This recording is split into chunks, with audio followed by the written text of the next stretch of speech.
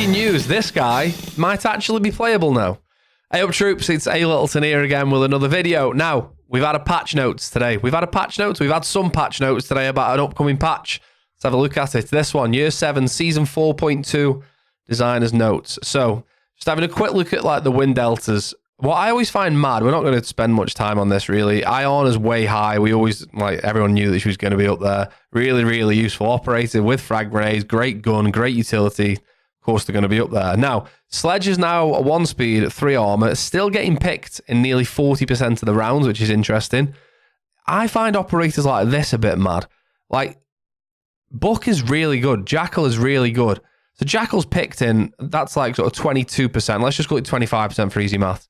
He's picked in 1 at every 4 rounds, but his win percentage is so low. But everyone thinks Jackal's such a strong operator, so much so he gets banned quite a lot. But his win percentage is quite low, really, compared to a lot of other operators. But that's quite high, that the Thinker's win percentage is so high, but now played in less than 10% of games. This is interesting. I don't really think it's a good balancing tool, but, I mean, look at Zero, man. I think Zero's class, and his win percentage is way down. Interesting. Defenders-wise, it's good to see Jaeger back up there, even though I'll never understand why Jaeger's win delta. I think it's because he's involved in so many rounds, maybe. I don't know.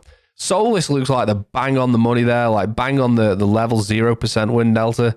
And then we've got Alibi, who everybody plays at the minute, who needs to peek a window within 6 seconds of a round starting. But you've got some really, really strong operators that are quite far down. Like, I mean, what's Goyo doing down there and Echo down there? Really strong ops at the minute. And Tachan could get a grip, man. Come on. What is going on there? Anyway, we're not here to talk about that. Ban rates, interesting as always. Thatcher Jackal, what a surprise. Interesting to see Knock so high. That's the first time you've seen Knock that high, I think, in the past. Osa's so high, mainly down to EMPs. Osa's probably the best operator to take with EMPs. Maybe Dockerby, but they're both level there, so that's interesting. Defender bans. I don't think I've seen Capcan that high for a while, you know. Maybe not at all before, I'm not sure. Mirror Valcade, usual bans there, so there's no surprises, but yeah, interesting to see Capcan that high. Right, this is what we're here for. Grim, our boy, this guy, has now got a 1.5 and a 2x added to the commando. Grim still needs to find the right place in the meta. We believe he has potential, but we do not have enough data to make a firm decision about which levers we should touch first. Therefore, we'll start by increasing his available weapon sites to make him more versatile. I completely agree. I think Grim's gadget's good. What I would like about Grim's gadget is if it could bounce once or maybe twice. But if I could aim at... So the problem Grim has at the minute, right, is if you want to fire bees onto clubhouse rafters, you have to peek garage door to fire the bees onto clubhouse rafters, right? What I want to be able to do is like a lineup, so I don't have to put my face in the door. I can like peek and bounce it off a wall so it lands on the rafters. I think that would make a really good change. And so like if you were, you can fire it around corners or you can bounce it off the ceiling so it goes in a certain place. So you don't just have to always put your face in front of the door to get the bees where you want them to go. I think that would be a good change. But hey, adding those sights now, don't forget it's 3 speed, so it's going to be interesting. I really like that change. I think we've been asking for it a while. I think Bikini Body's been asking for it more than anyone. But yeah, good change like that.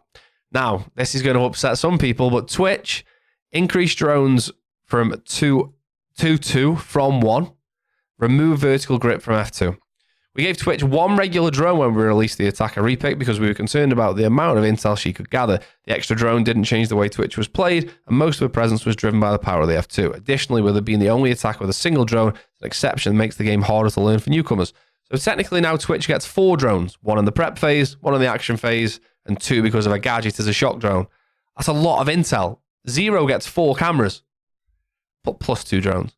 But that's a lot of intel from Twitch. You could potentially have 4 drones from a Twitch player dotted about. Twitch is becoming flank watch almost. Remove vertical grip from F2. That's going to be a tough one because the F2 has a lot of vertical recoil. A lot. So depending on how good you are at controlling recoil, losing that vertical grip is going to make the F2 difficult to use. To be fair, I agree with it. I think the F2 is an absolute laser beam anyway, especially on PC. You literally just pull down. Side-to-side recoil is not really a thing. The fire rate is through the roof. It's up there with the best guns on attack. So yeah, by all means, drop a nerf in there. I think what it says is that what Ubisoft don't want is people just playing Twitch because she's got a good gun. Ubisoft want people to play Twitch because they've got shock drones and they enjoy taking out utility to make it easier for the team to push. not just because someone goes, oh, F2 go brr, etc. So I quite like that change. I'm not sure about having an extra drone. Yes, it means newcomers don't struggle to learn that, but there are a lot of changes which have been made for newcomers, which make sense to me because it makes it easier to learn the game. I don't think that's particularly difficult to learn. Twitch has 1 drone plus 2 shock drones. Everyone else has 2 drones. Okay, got it. It's not really that difficult, is it? Anyway. Weapon balance. Now this is interesting. So the extended barrel now just does a 15% buff across everything. So what I'm going to do is I'm going to get paint out and I'm going to show you how the extended barrel used to work. I'm going to show you how the extended barrel works now. So the extended barrel used to work based on damage drop off, right? So if you've got a gun, I'm really good at drawing, by the way. There's my gun, yeah? If you've got a gun and you do, and here's 10 meters, 10 meters, and here's 20 meters, 20 meters. This gun does 50 damage. And what will happen is that damage will drop off over distance. So, and these aren't exact figures, as you can probably tell by how official this is. So this 50 damage is 50 damage here, like right at the muzzle. By the time we get to 10 meters, that 50 damage might now actually only be 42 damage. And that 42 damage when we get to 20 meters is actually 37 damage or whatever it is. That's the way it works. So we have damage drop off over distance. The extended barrel used to reduce that damage drop off. So you put an extended barrel on here, extended barrel like this. That's really official. And the 42 damage after 10 meters actually becomes 46 because the extended barrel reduces the damage drop off, or used to. So then when you get to 37, that would have probably been 43 or something like that. So it would have reduced the damage drop off over time. There you go. That's a really official way and really official drawings. How the extended barrel works now is it increases the weapon damage by just a flat 15% across the board. We added a lot of barrels in Year 7 Season 3, but the silencer took the spotlight. It did indeed. I'm going to do a video on that soon. We continued looking for ways to make the extended barrel more appealing as the damage drop-off isn't enough to compete with other muzzle attachments. In the end, we decided to address the base damage. This creates good synergies with current attachment behavior, so you'll now keep both bonuses, base damage increase and drop-off reduction. We can take this direction thanks to new recoil patterns because landing all the bullets is more challenging, making the decision to go for the extra damage a riskier one. So what they're saying is now you can go for extra damage with 15%. You will still keep the damage drop off over distance buff, it says there. So you will now keep both bonuses, base damage increase, that's new 15%, and drop off reduction. So you won't damage won't be dropped off over distance. You'll get a 15% base damage buff. However, taking an extended barrel means that you don't take a flash hider or you don't take a muzzle brake or a compensator. And those 3 things, well, muzzle brake helps with resetting the crosshair after the first shot, but compensator and flash hider help with vertical and horizontal recoil respectively. So by taking the extra 15% damage buff, you're not going to get a recoil buff. I'm saying buff a lot here, but you know what I mean, right? So big questions. I still think that most guns in Siege do enough damage that you wouldn't need an extra 15%. I'll probably still be using flash hider on most things, but it's an interesting thought because if anyone can be bothered to do some testing, well, that's probably my job as a YouTuber. It's probably down to me to do some testing to find out which guns with an additional 15% buff will now be better off. Like maybe guns that used to down people in 4 shots will now down people in 3 shots. It's probably worth doing some testing, and it's probably my job to do that. Hipfire precision. Now, this has needed addressing for a while. I play a lot of Ace, therefore I use the AK-12 a lot, and let me tell you, if you go prone, the AK-12 is a laser. If you put a laser sight on the AK-12 and go prone, it's more accurate than ADSing. It's wild. The ARX is exactly the same. And so is Zero's gun. So that definitely needed changing. So the spread has now been increased for the AK, the ARX, the SC3000K, Sophia's LMG, the 6P41, T95, 417, AR-15, the Cameras, and the Mark 14. Spread has been reduced for the P10C. Burst growth increased for the AUG, POF 9, LMG, 6P41, tier same list as above. Except for the Cameras, which didn't make... Oh, he did there, Luke. Cameras. So, you can't just go prone with the AK-12 and be an absolute laser beam anymore, which is bad for me, but good for the game. So, think of the greater good, Andy. Now, this is interesting, and I'll tell you why this is interesting in just a second. Damage reduced on the Para 308 from 47 to 47 from 48. Now, why is that important? We lost 1 damage. I'll tell you why that's important now. With the previous damage and the new extended barrel, the Para 308 was capable of downing a 2 armor operator with only 2 bullets. Even if Capitao doesn't have a high presence, we believe that this combo is too strong. So we decided to slightly reduce the bullet damage to prevent this situation. You know why I think that's good? Because that means that Ubisoft and the testing team have been through every weapon and put this buff on there, the 15% extended barrel buff, and done some testing to find out what effects that has on guns in the game. They've obviously gone to Capitao, put the 15% extended barrel buff on him, shot someone twice, and they've downed him and gone, that isn't right. And that's good news because that means they've done that across the board. So we're not going to have any nasty surprises where all of a sudden we go, oh, by the way, do you know Thermite's 5.56 can down people in 2 shots now? They've obviously done some testing.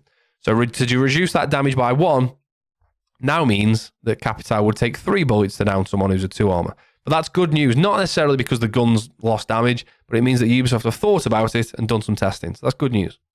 Now, this is interesting because last night when I was streaming on Twitch at twitch.tv/A-Littleton, go and follow me, I was using Echo Shotgun last night because I was saying the bearing is good enough now that we use Smoke and Mute with the Shotgun SMG-11 combo. Why don't we use Echo with the Shotgun bearing combo? So I was doing that last night and it was working okay.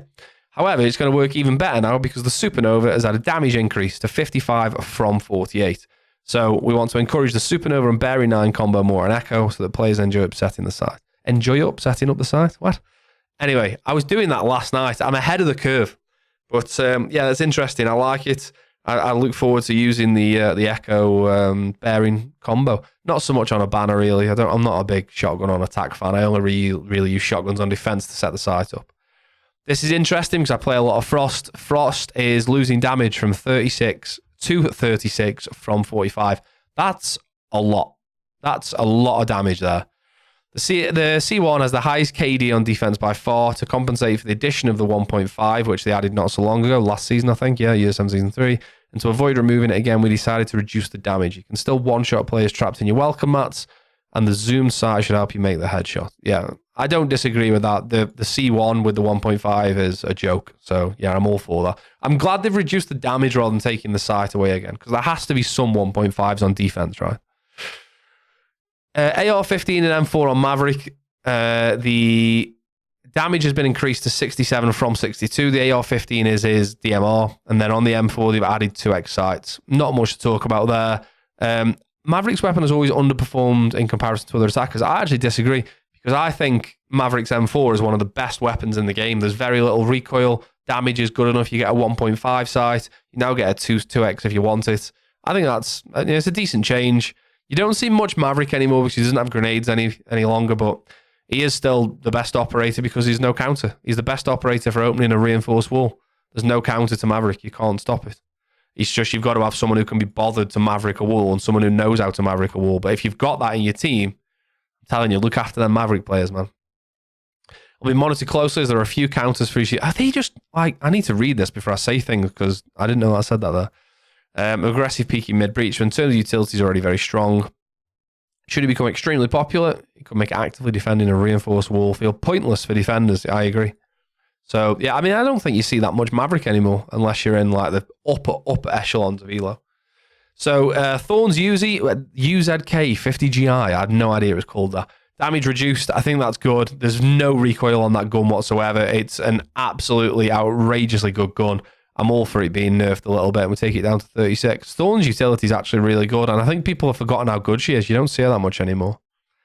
So yeah, and finally, the AUG on Wamayan IQ. So they've increased vertical recoil speed, so it bounces up faster, and increased spread during long bursts. So if you can't just bang 30 rounds with the AUG in one place anymore, which you used to be able to because the recoil was so low.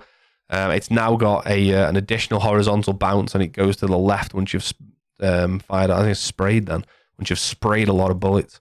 So yeah, definitely some interesting changes there. I think the biggest changes, well, not so much the AUG. It's good, but hey, listen, if you're struggling, use the MP5. It's really good as well. The Uzi change is not that big of a deal. Frost is a big deal. The Supernova becoming a really good shotgun is now a big deal because I think you'll see a lot more Echo shotgun bearing combos. I like this because it shows they've tested. But this is going to be interesting. I will do some testing at some point, and I will work out which weapons benefit most from the 15% damage buff. But that's a huge change, and this is probably the biggest one. Maybe we see some more Grim now. I don't really want to because I don't like getting surrounded by bees. But anyway, that's it. Year 7 Season 4.2 patch notes. There you go.